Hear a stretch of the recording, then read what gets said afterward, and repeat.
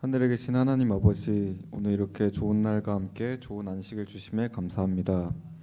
오늘 또 많은 성도님들이 모여서 함께 예배드릴 수 있는 시간을 주심에 감사드립니다. 오늘은 특별히 장영우 청년이 설교를 하게 되었습니다. 부족한 부분 있겠지만 하나님께서 채워주셔서 모두 은혜 받고 갈 수 있는 시간 될 수 있도록 해주세요. 오늘 하루 구별하여서 거룩히 지킬 수 있는 안식일 되기를 바라며 예수님 이름으로 기도드립니다.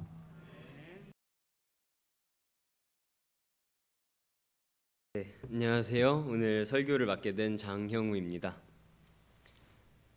제가 그래도 좀 오래 교회를 다니면서 아시는 분들은 아시겠지만 좀 이렇게 앞에 나와서 순서를 진행할 일들은 많았어요. 근데 이렇게 또 설교를 하기 위해서 단상에 서보는 거는 처음인 것 같습니다. 네, 설교를 준비한다는 것은 하나님께 영광을 돌리는 아주 선하고 멋있는 일입니다. 어떤가요? 지금 좀 선하고 멋있는 것 같나요? 제가? 네. 하지만 설교 제가 준비해 보니까 진짜 너무 힘들고 이 준비하는 내내 골머리를 썩었던 것 같습니다. 심지어는 저의 앞으로도 했던 청년들이 있기 때문에 이게 되게 힘들고 고된 일이라는 걸 알고 있음에도 목사님이 제게 설교를 부탁하셨을 때 선뜻 받아들이진 못했지만 제가 그래도 이 설교를 하겠다고 결국 이 단상까지 힘들게 올라왔는데 제가 왜 이 자리까지 올라왔을까요? 하나님께 영광을 돌리기 위해서 제 마음속이 그래서 이 자리까지 올라왔을까요? 아멘 하시면 죄송합니다. 제가 그 마음으로 올라오지 않았어요. 제가 이 올라온 이유는 간단합니다. 선하고 멋있어 보이기 위해서 이렇게 설교를 준비했습니다. 네, 맞습니다. 제가 이렇게 하는 이유는 관심을 받기 위해서 올라왔어요. 네. 또 이렇게 이제 설교 끝나고 제가 앞에 서 있을 때 이제 성도님들 나가면서 오늘 설교 너무 좋았다. 어떻게 그렇게 말을 잘하냐 이런 칭찬의 말들. 네, 그리고 이제 이 영상이 또 유튜브에 올라갈 텐데 카메라 좀 예쁘게 잘 찍어주시기 바랍니다. 네. 또 그 유튜브를 보고 나서 이제 다음에 들려올 여러 이야기들 이런 것들을 기대하면서 제가 이 단상에 올라오게 되었습니다. 네. 지금 이렇게 제가 하는 말에 듣고 반응을 보이시잖아요. 이런 것도 정말 짜릿합니다. 네. 이렇게 제가 단상에 올라와서 제 솔직한 마음을 얘기하니까 속이 좀 후련하기는 하네요. 네, 정말 저는 어쩔 수 없는 관종입니다. 네. 어떤가요? 제가 아까 처음 단상에 올라와서 제가 선하고 멋있어 보이냐는 질문을 했는데 지금은 제가 좀 다시 한번 물어보겠습니다. 지금의 저는 선하고 멋있어 보이나요? 아니면은 좀 이기적이면서 어떻게 보면은 좀 재수가 없어 보이기도 하나요?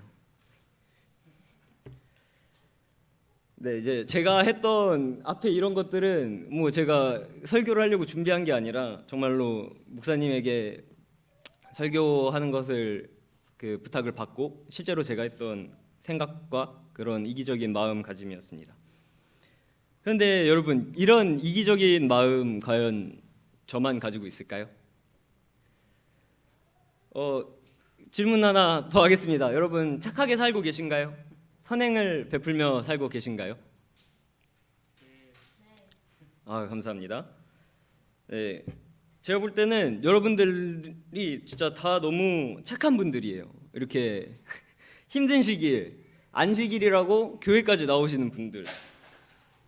그리고 뭐 교회에서 하는 봉사, 해외 봉사 이런 경험들. 제가 보기에도 지금 제 앞에 저와 함께 해외 봉사 갔다 온 친구들도 많고, 그리고 또 학생 여러분들도 되게 그 해외 봉사 경험이 많다고 제가 들었습니다.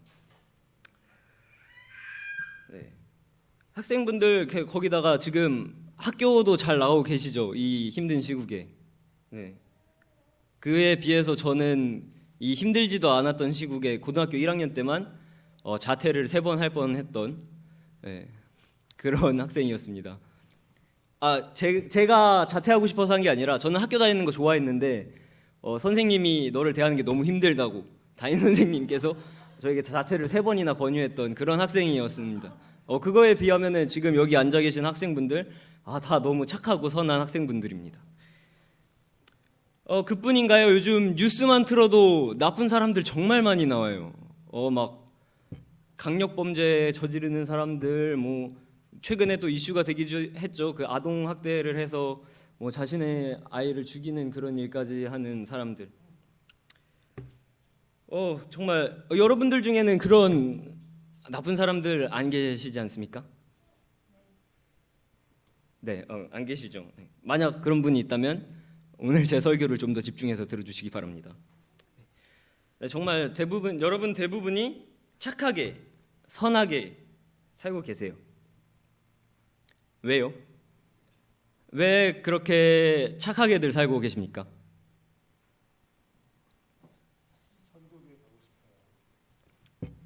네, 감사합니다. 저는 이렇게 대답이 나올 줄 몰랐어요. 한국 사람들 약점이 딱 2가지가 있죠. 칭찬이랑 질문에 약합니다. 근데 제가 2가지를 다 해버려가지고 대답을 기대하지는 않았는데 이렇게 대답해 주셔서 감사합니다. 네, 여러분 착하게 사는 이유가 천국에 가기 위해서 저희는 착하게 삽니다. 이곳 지구에서 삶이 끝나고 예수님을 따라 하늘에 가기 위해 착하게 사는 것 아니겠습니까? 하늘나라에 가서 내가 행복하게 살고 싶어서 이 땅에서 선행을 하며 살고 계시지는 않았나요? 하늘에 가기 위해서 선행을 하며 산다. 어떤가요, 여러분? 아까 얘기했던 이기적이고 재수없는 저와 좀 동질감을 느끼시고 계십니까? 제가 오늘 진짜로 하고 싶은 이야기는 이것입니다. 예수님이 오시기 전 이 세상을 살아가면서 현재를 열심히 살고 선행을 베푸는 것은 보기에는 좋은 일이라고 생각이 됩니다. 하지만 내가 베푸는 그 선행이 나 자신이 하늘나라에 가기 위한 선행이라면 그것은 그대로 좋은 선행이 될까요? 아니면 이기적인 일이 될까요? 어릴 때부터 교회를 다닌, 특히 이 자리에 저와 함께하고 있는 2030 세대나 청소년분들이 대부분 어릴 때부터 교회를 나왔던 분들이라고 생각이 됩니다. 그런 우리들이 어린이 교회를 다니면서 쭉 배워왔던 것, 제가 한마디로 요약할 수 있을 것 같아요. 착하게 살면 천국에 가서 오래오래 사니까 너는 착하게 살아라. 적어도 그 당시에 제가 배우고 느낀 내용은 그러했습니다.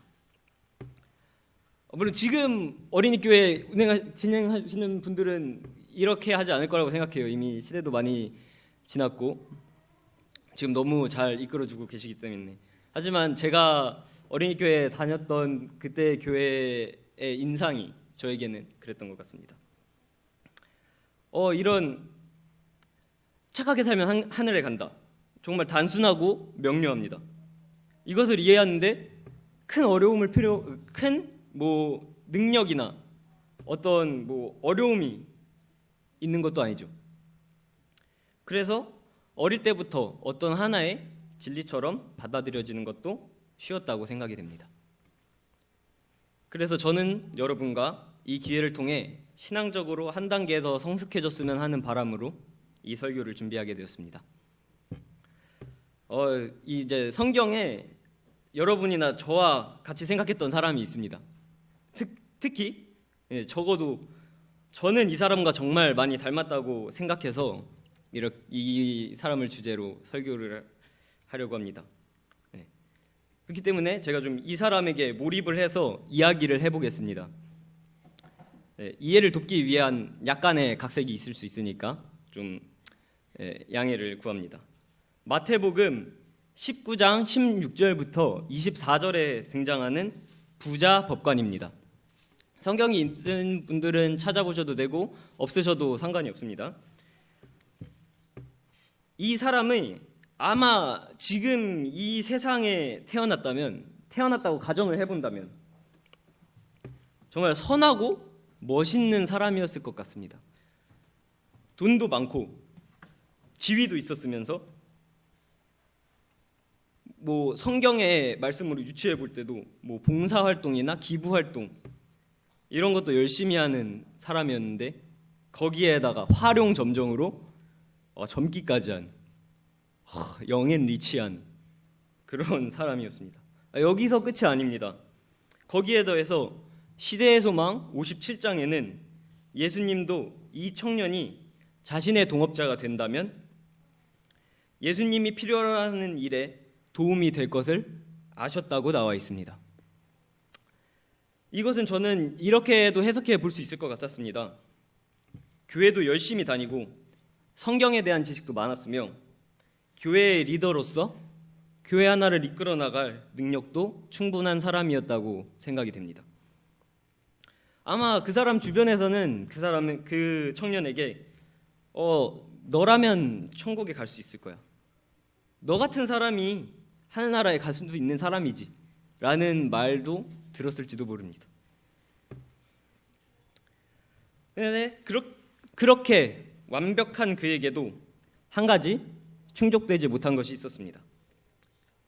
바로 영생에 대한 확신입니다. 주변 사람들의 말은 그에게 확신을 줄 수 없었습니다. 그런데 마침 그의 근처로 그 확신을 줄 수 있는 한 분인 예수님이 오고 계셨습니다. 이것은 그 청년에게 기회였습니다. 그는 자신이 영생에 대한 확신을 얻을 것이라는 기대와 또 자신이 해왔던 일들을 영생을 얻기 위해 해왔던 일들을 자랑하고 예수님에게 칭찬받을 것이라는 기대감이 있었을지도 모릅니다. 마침내 예수님께서 오셨고 그는 예수님 앞에 당당하게 서서 물어봅니다. 예수님, 제가 어떤 선한 일을 해야 영생을 얻을 수 있겠습니까?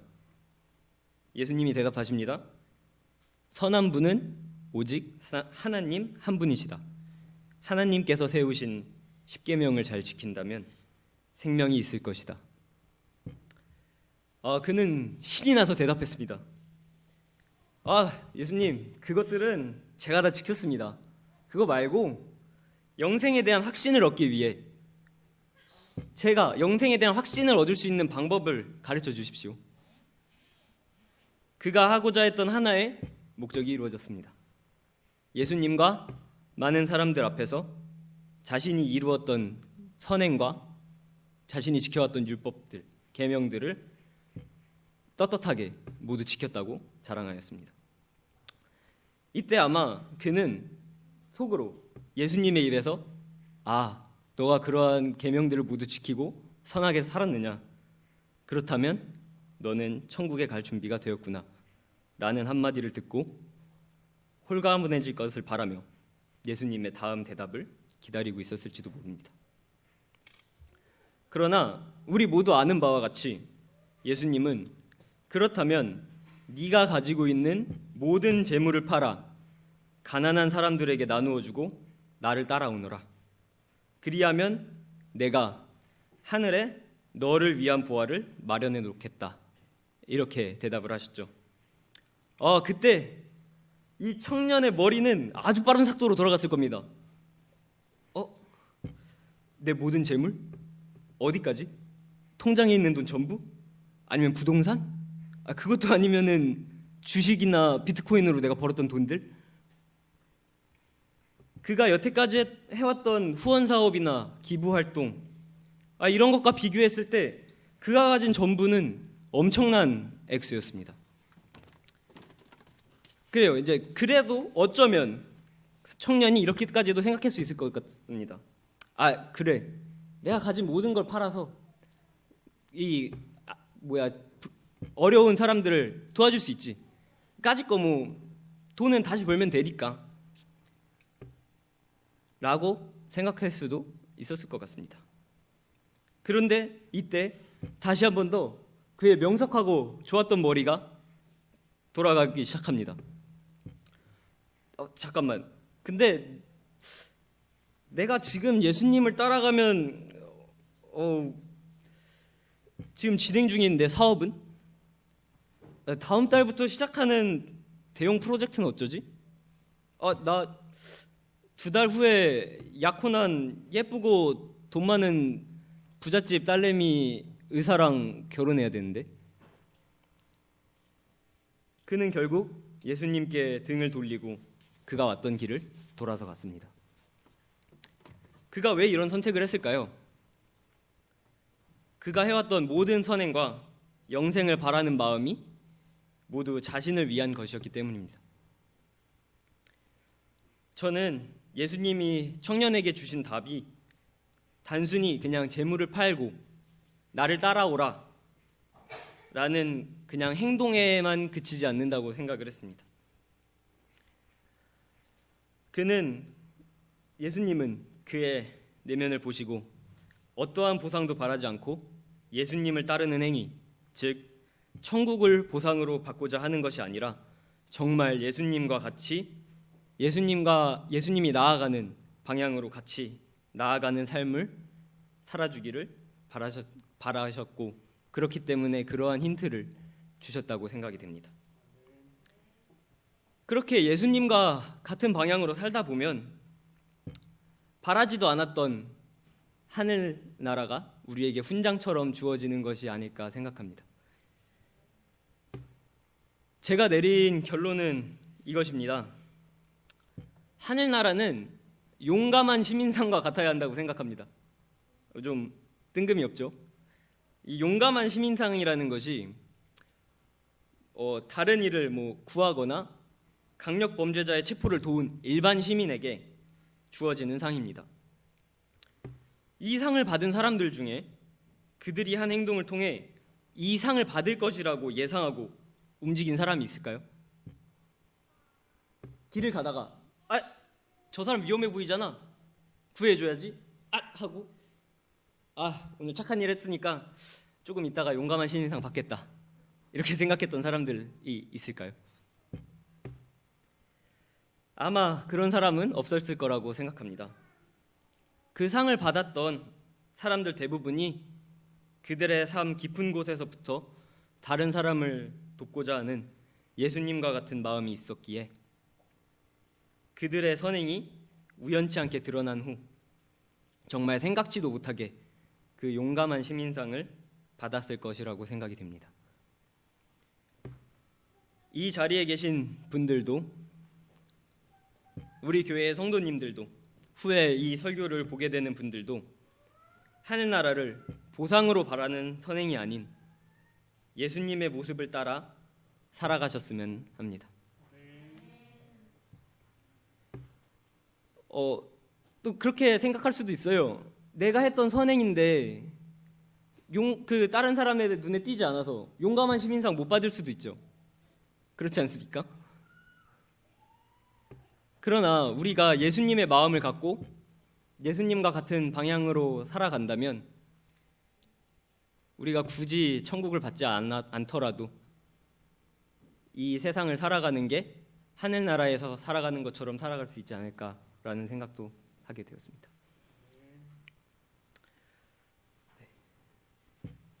그러므로 우리가 정말 하늘나라를 받는 것을 뭔가 그 어떠한 목표처럼 여기지 않고 그냥 예수님의 마음으로 선행을 베풀며 살아가고, 그것이 또 선한 영향력이 되어 다른 사람들에게 감화를 끼치고 후에 예수님이 오시는 날 우리 모두가 천국을 수여받게 되었으면 하는 마음으로 말씀을 마치겠습니다.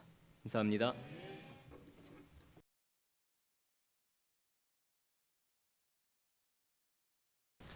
하늘이신 아버지 하나님, 저희가 세상을 살아갈 때 천국을 바라며 살아가는 것이 아닌 정말 예수님의 형상을 따라가는 삶을 살게 해주세요. 아멘. 그 끝에 저희가 발에서 받는 보상이 아닌 정말 생각지도 않게 하늘나라를 받을 수 있도록 도와주세요. 예수님의 이름으로 기도드렸습니다.